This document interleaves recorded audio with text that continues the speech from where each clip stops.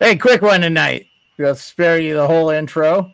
Appreciate everybody coming out, checking us out. We're a little late, but that was to be expected. It was a little bit of later start time because of the off the wall stream. Good game between the Caps and the Red Wings. The Red Wings did everything they could to win that game. They just didn't score until 1 second left in the game. So Charlie Lindgren played a very good game, 42 saves. That Ovechkin goal with a few seconds left in the second, 1952, 8 seconds to go. Unbelievable.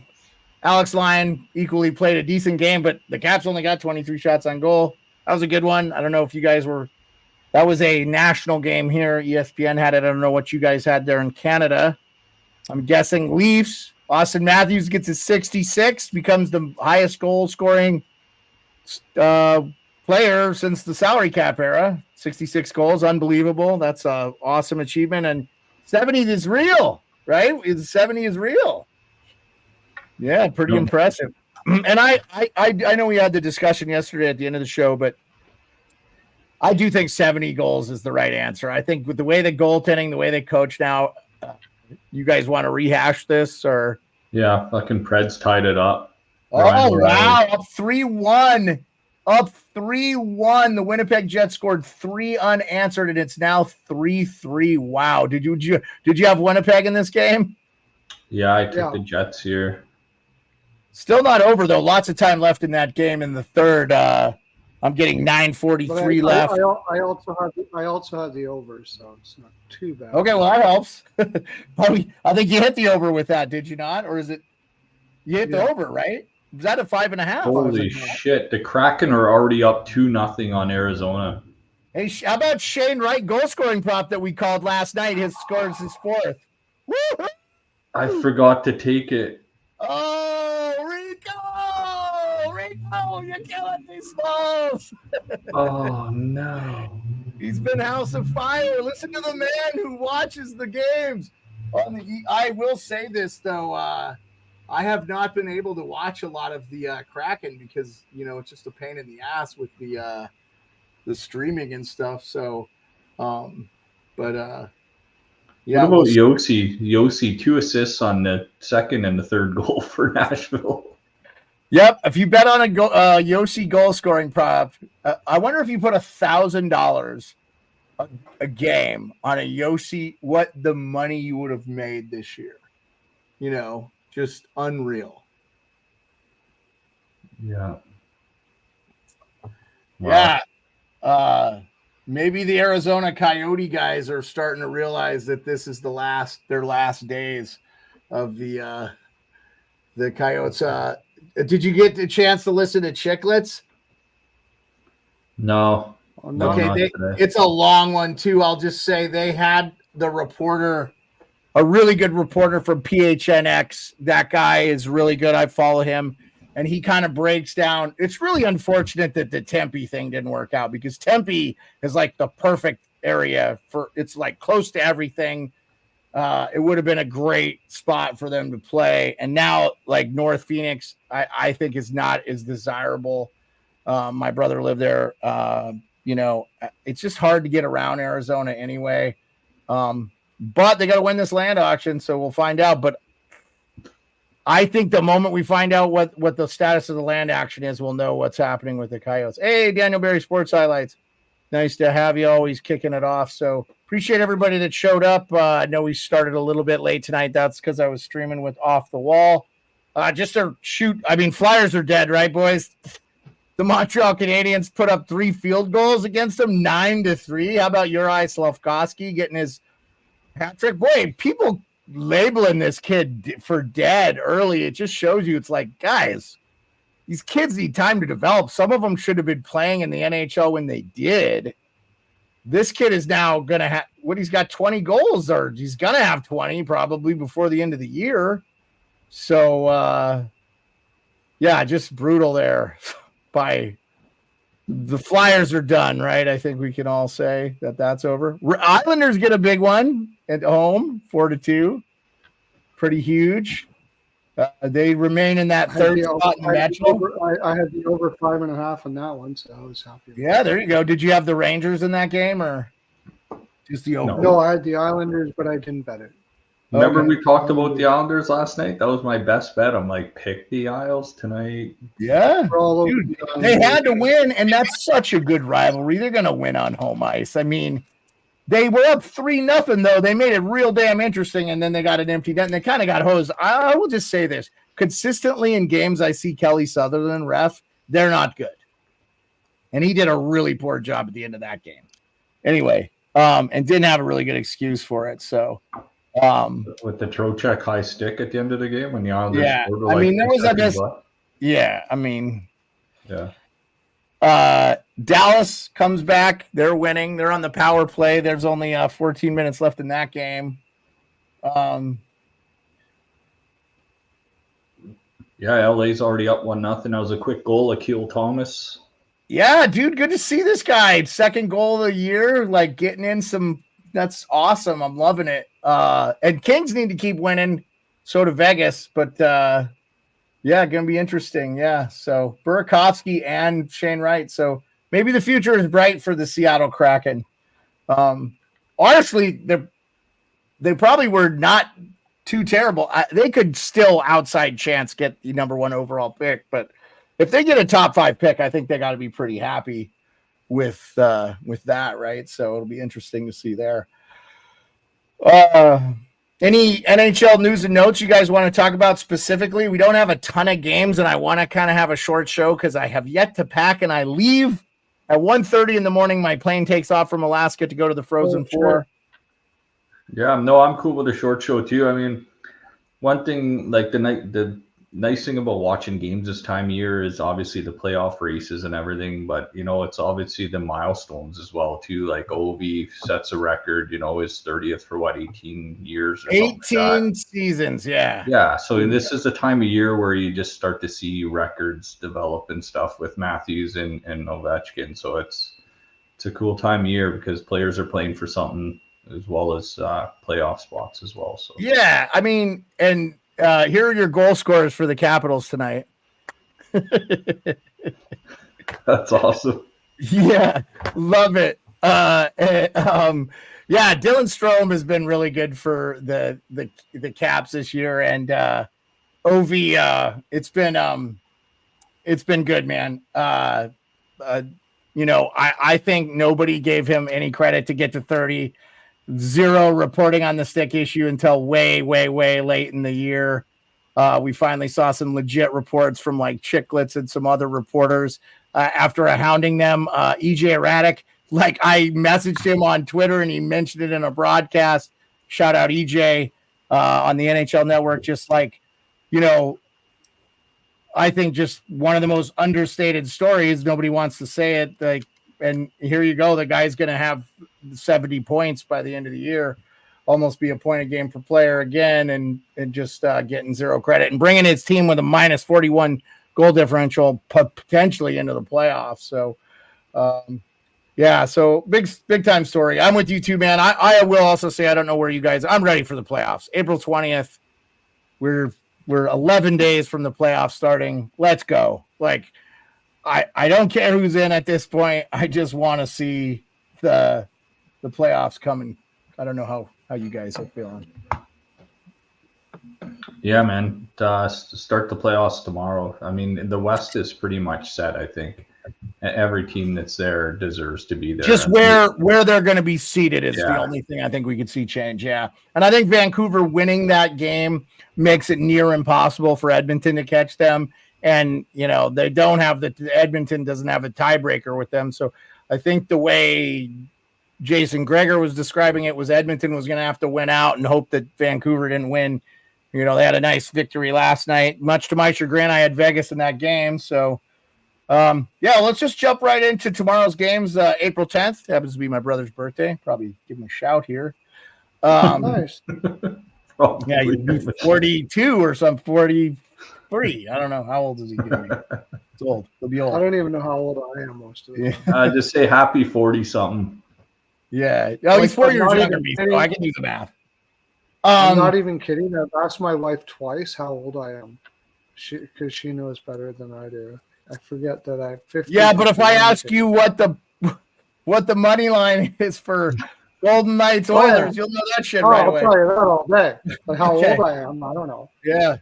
What does it matter how old I am now? I'm gonna die when I die. I don't give a shit. So guys, for tomorrow, we have one game of consequence, really. Blackhawks Blues means nothing. Blues are not eliminated, but they're pretty much done, I believe, right? They're not going to make it. Pretty crazy. They're a 41-win team, and they're not making the playoffs. If they were in the East, where would they shake up? Like, pretty crazy. They'd probably be better than Philly and probably better than Washington. Well, yeah, better than all those teams that are backing in, because they're going to be the mid 90s in points, right? I was trying to look at standings instead of this schedule. Wow, NHL, your website is so slow. Okay, so yeah, the St. Louis Blues, if they were an Eastern Conference team, 87 points, they would be third in the Metro, tied with the Islanders, or so the Caps are now back up to the second wild card with 85 points. So they would be above the Caps. So they would put Caps, Pittsburgh, Detroit, all those. So Pittsburgh and Detroit play together though. So that they're going to play this week too. So that's a significant one. What's up, John? I was just saying we had a great stream. We're jumping into tomorrow's game. It's going to be a real short stream tonight, probably less than 30. And we only have 3 games to preview. So just on that note, the St. Louis Blues will be playing as soon as this loads. I apologize, guys. I forgot the game. Blues and Hawks in St. Louis. Yeah, and Blues are the favorite. And the over-under for that game is... Wow, sorry, guys. It'll probably be a 6.5.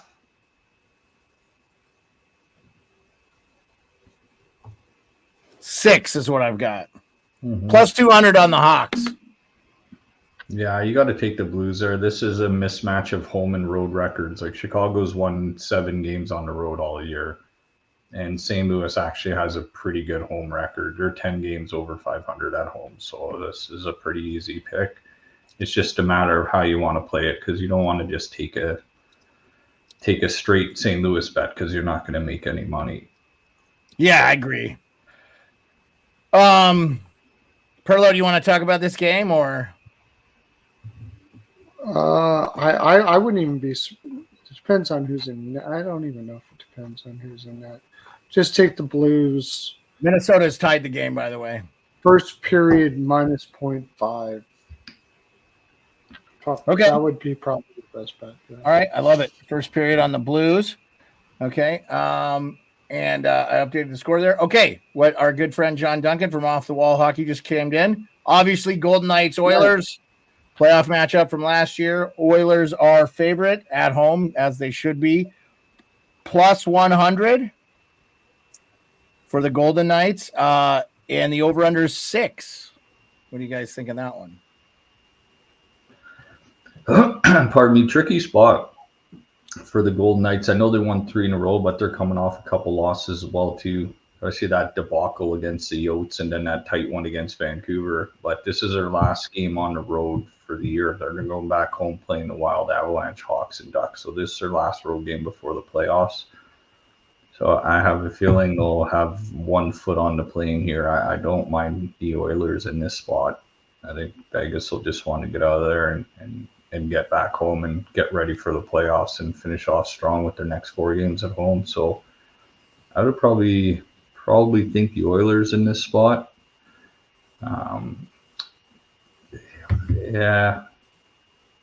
Give me the Oilers because they're at home. Zach Hyman goal prop. Oilers light it up. Okay. Yeah, but David, does he get the 100 assist in this game? Oh yeah, give me the McDavid 100th assist. The Oilers are at home for the rest of the year, except for they go to the Yotes and Avalanche at the end of the year. The only thing that scares me is Vegas's goaltending right now. So I think the Oilers could pop some in on them, especially at home. How about Mark Stone leading the Golden Knights in assists, and how long has he been out? 37 assists. They've just been banged up this year, man. If all comes together for Vegas, they'll have to come together in the first round. Pearlo, what do you think here on this game?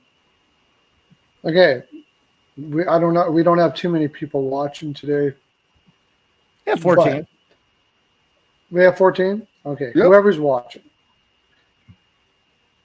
Go over to Tony's picks after I give you this. Oilers, minus 0.5 first period. Oilers, team total over 1.5 first period. Full game over 6. Oilers on the puck line in regulation and money line. Throw your money on the Oilers here. They're going to ruin the Knights. Destroy them. Absolutely destroy them. So head over to Tony's picks and give me some congratulations after you win a shit ton. This is one of the biggest games of the year as far as bets are concerned. Oilers are going to ruin the Knights. Ruin. So okay, that's what I got to say. All right, no, that's great. Last game of the night, and our friend off. Yeah, I love it, Pearlo. You feel strong on it. Our friend off the wall hockey, John Duncan, likes the Oilers 4-2, Blues 5-2, and Yotes 5-3. The final game. So he likes the Yotes to upset the Canucks in Vancouver at plus 205. Maybe you parlay those together, call it the off the wall, and see what you get. I like how the Coyotes have been playing. They are down tonight, though. It is a back-to-back. Vancouver came back. What are you thinking here, Pearlo? Why don't you start it off with Canucks? Probably not really worth putting money on the Canucks. And the over-under is 6.5. What are you thinking here? Both teams to score first period would be my first thing. Casey DeSmith is coming in. Casey DeSmith is a really good goaltender when he isn't overplayed, and they've been playing Seahawks for a while. They haven't had a choice because of Demko's injury, But I think he did not play last night, though. It was the other guy. Seahawks, yeah. They've given him some rest. And he's actually really good when they give him rest. So I do think both teams will score first period, then it will slow down. It's a 6.5. I'll take the under in this game. Weird, I don't do this too often, but I'll take over 1.5 first period, under for the full game, and draw. Okay. Yeah, even the Yotes are on a back-to-back here, but they're a bunch of young kids there. They're looking forward to the trip up to Vancouver. I think the way they started this game in Seattle, they're not ready to play here. And Vancouver sandwiched right between the Golden Knights, and then they're going to Edmonton right after this for Saturday night hockey night in Canada. So I could see Vancouver sleeping a little bit in this game too. Off the wall had 3 great predictions, man. I'd throw the bets on those exact scores on all 3, so because I totally agree with them. I could see a Yotes win going into Vancouver and sneaking up on them here. Yeah, love it. Okay, guys. Final thoughts. I'll go first, and then I'll let you guys go. Jack Hughes out the remainder of the season, going to have shoulder surgery. Good news is he'll be back for the start of next season. This season can't end quick enough for the Devils. They didn't look very good against the Leafs through about half of that game. I thought they held their own the first half there. And I think they were leading at one point against Toronto, but Toronto came out probably not happy with their performance against Pittsburgh. Hard to blame them because they spent half the game in the box, but and then, Ovi, gotta love it. 30 goals in 18 plus seasons. Pretty impressive. I'll be the first there to congratulate Austin Matthews if he passes Ovi, if Ovi beats Gretzky, but it's just so impressive to have that sort of longevity. I don't know how you guys feel on that one. And then you go ahead and just give us what you're thinking. Pearlo, you can go first. Ovi's a beast. I mean, I haven't spoke, so that'll be my final thoughts here. Ovi is to me, I think he's the best power forward of all time.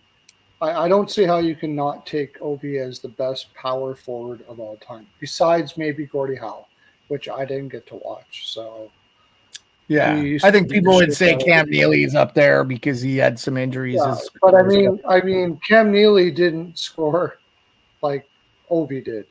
And Ovi never played soft. He was always the most physical player that you could. He was basically Brady Tkachuk, and then throw in the greatest goal scorer of all time. That's basically what Ovi is. Brady Tkachuk is like very similar to him, but he's one of the greatest goal scorers of all time. Maybe you could put O'Reilly in. There's a couple guys that Lindros, maybe. Lindros, you could. Yeah, I mean those guys were centermen though. I mean Lindros but he didn't. No, Lindros was a winger. Sorry, he was he played center.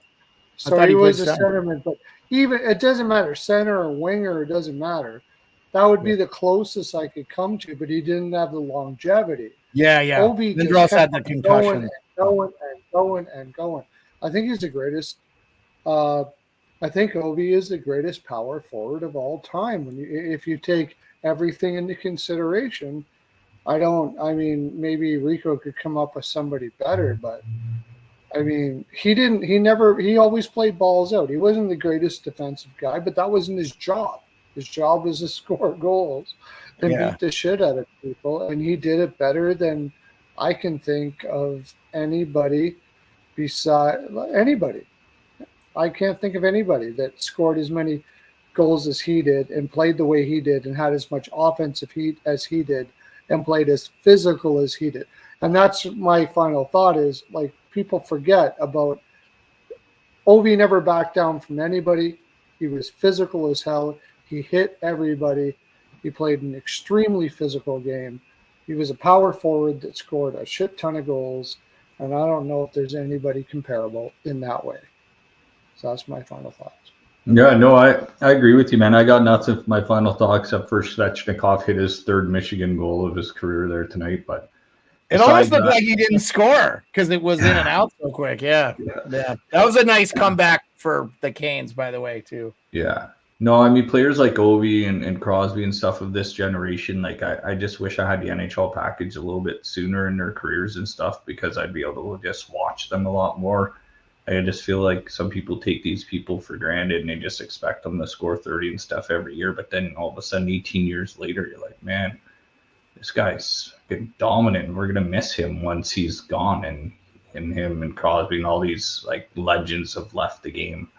NHL package since 2007, by the way. Yeah. And I mean, that's just, I never had it really back then. I didn't. But yeah, I mean, it was expensive here in the States on satellite, man. I mean, it was like $250 a year. Yeah. It was not cheap. Yeah. But yeah, it's just we're witnessing greatness, man, and enjoy it while these guys are still on the ice performing at this level. So, because one day you're just going to be watching their highlights and being like, oh, man, I remember watching Ovechkin play. So enjoy it while we still can, man. The guy's still lighting it up at that age and performing like that and breaking Well, it's not like the league is getting worse. Because there's a lot of great players there. I only think it's going to get better and better and better. So we're going to see the prime McKinnon, Makar, you know. Yeah, but who is the next Ovechkin? Well, I mean, Austin Matthews is probably he doesn't play. But they can play physical goal scorer. Yeah, there's not anybody like Ovechkin. I mean, there'll never be another Ovechkin. His mom was a 2-time gold medalist in basketball. His dad was a professional soccer player. He is literally the same height and weight as Lawrence Taylor, the legendary linebacker for the New York Giants, who I say is the greatest defensive player ever. Get out of here with that Aaron Donald bullshit. I mean, Lawrence Taylor won the fucking NFL MVP as a linebacker. That's like a quarterback award now. That's how dominant he was in the game. And I just like, I'll advocate. Obviously, I'll advocate for Ovi all the time. I think he could have won 5 Hart trophies. I think he's been the single most important player to a franchise outside of Sidney Crosby. I think it's seldom forgot that Sidney has played with a Hart Trophy winning player and a Conn Smythe winning player, and Evgeny Malkin, who in his own right is an incredible player. and is going to go to the Hall of Fame. And so, yeah, I mean, it's good, man. It's been an awesome time, but I think it's only getting better. I think the talent's only getting better, but the game is changing. So, who knows? Man. We'll see how long. We're all old and gray 30 years from now, still doing this podcast talking about remember the Ovi days. Yeah, imagine there was a best on best right now, and Russia's first line would be Kucherov, Panarin, and Ovechkin on the first. Yeah, I mean, it's really unfortunate that Russia's not going to have a team in this one, but they're definitely going to have a team in the Olympics because they just do the whatever that Players of Russia thing that they do. It's not affiliated with the country, but they're allowed to have a team. So, Yeah. All right, on the dogs barking. I appreciate everybody coming out. It's a very, very short show. Tomorrow it'll be Rico and Pearlo. Maybe I pop in for a minute. And same with Thursday. Rico and Pearlo. I will try to come on. Score in overtime before you go. Jets score. Oh, nice. Kyle Connor. Huge victory for the Jets. Huge victory. Yep, just saw it. Yeah. Huge victory. Just saw the replay. Yes, nice goal. Huge victory for the Jets. That would have been a bad game to be up 3-1, turn around, lose that game. And, hey, you get a point if you're Nashville. They're not in any jeopardy. Appreciate everybody coming out. We'll see you tomorrow.